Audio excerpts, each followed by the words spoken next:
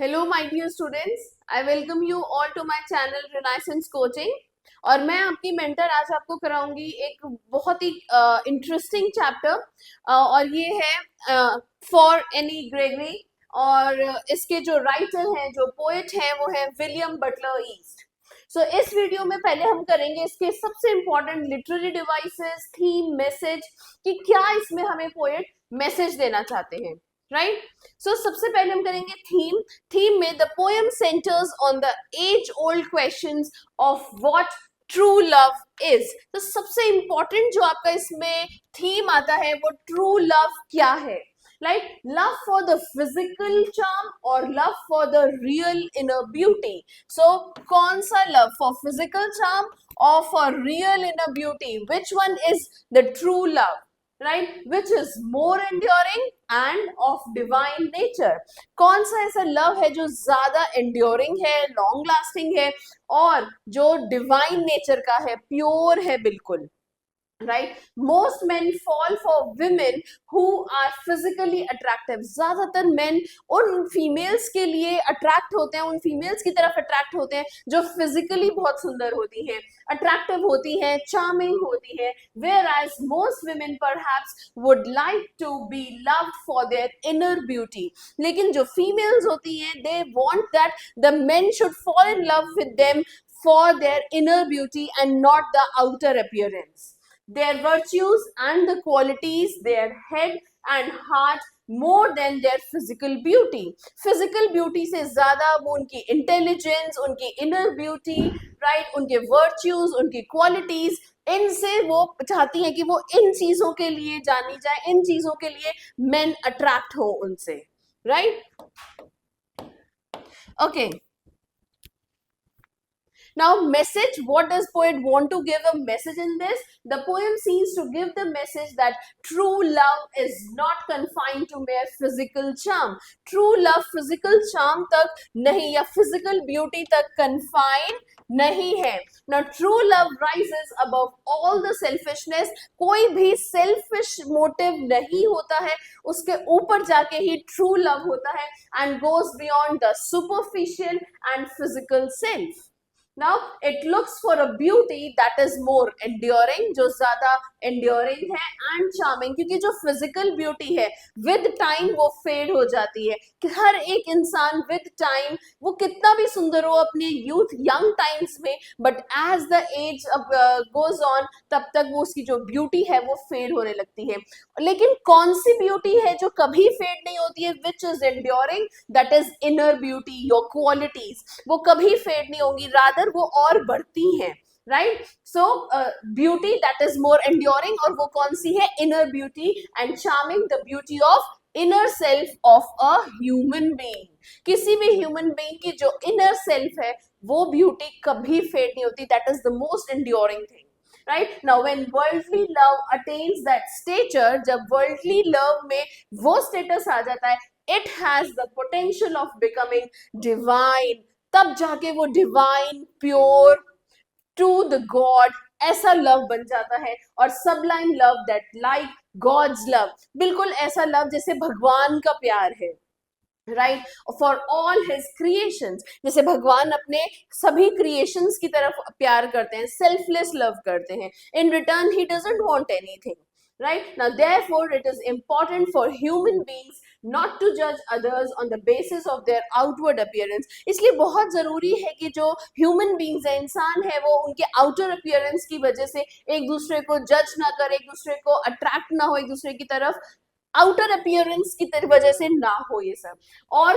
Physical charm की वजह से, but value them for their virtues, उनके एथिक्स, उनकी वैल्यूज, उनके वर्च्यूज की वजह से उनको लाइक करे, और qualities of head and heart. Head and heart का मतलब दिल और दिमाग की जो क्वालिटीज है ना, उनकी वजह से इंसान एक दूसरे को प्यार करे, right.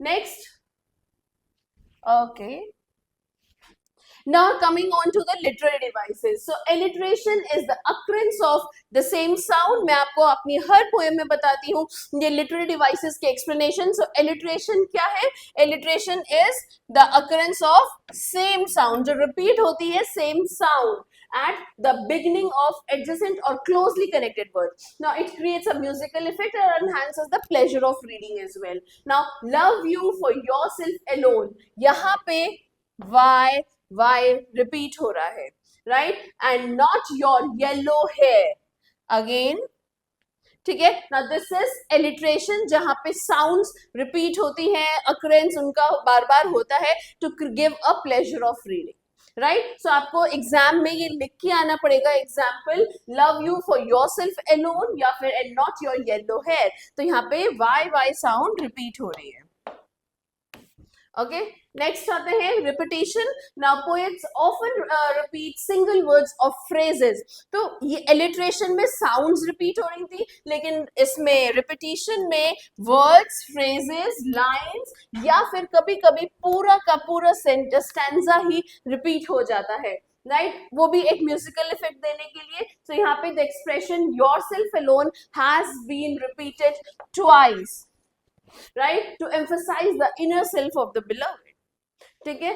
Next, the expression your yellow hair has also been repeated. So आप ये देखिए यहाँ पे ये phrases हैं जो बार बार repeat हो रहे हैं to stress on the physical beauty of Annie Gregory, right?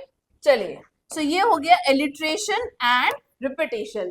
Next हमारा जो आता है metaphor. Metaphor is a figure of speech that is used to make comparison. ये metaphor and simile जो होते हैं ये comparison करने के लिए होते हैं, right? Comparison draw करने के लिए. लेकिन simile में आप as और like का यूज करते हैं, लेकिन यहाँ पे आप नहीं करते हैं, राइट. यही बस डिफरेंस है दोनों में. So comparison between two things that aren't alike, जो चीजें एक जैसी नहीं है आप फिर भी उनको कंपेयर करते हैं, but do have something in common, फिर भी कुछ कॉमन है, लेकिन आप यहाँ पे लाइक और एज का यूज नहीं करते हैं. Example, by those great honey coloured, right. तो ये जो उसके बाल हैं जो उनके कलर को हनी से कंपेयर किया जा रहा है. So ramparts at your ear. So ramparts at your ear means एक वॉल की तरह वो बन रहे हैं आपके ईयर पे.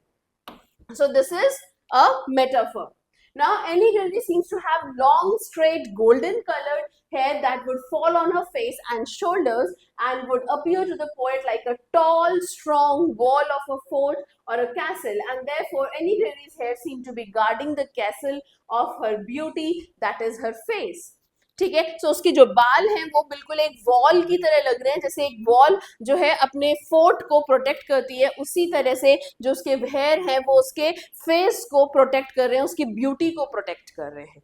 Next, enjambment. Enjambment is a poetic device in which कोई भी punctuation use नहीं होता है, and जो punctuation mark is not used and the lines are moved when you move on to the next line without using any comma, full stop or any other punctuation mark, right? So thrown into despair, इसमें हम देखते हैं आगे.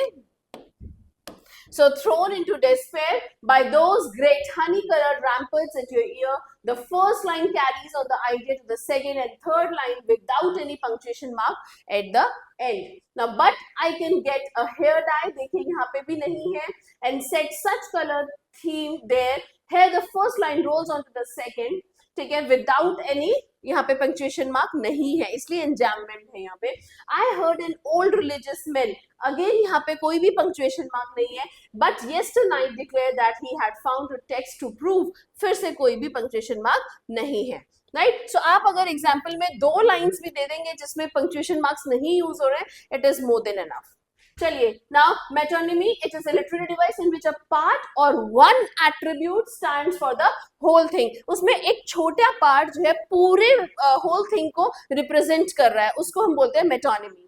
ठीक है. Now and not your yellow hair, यहाँ पे ये येलो हेयर है ना, that stands for the whole physical beauty. सिर्फ अब ऐसा तो नहीं है कि सिर्फ येलो हेयर से ही कोई आपके चार्म में आ जाएगा, आपकी ब्यूटी में वो अट्रैक्ट होने लगेगा.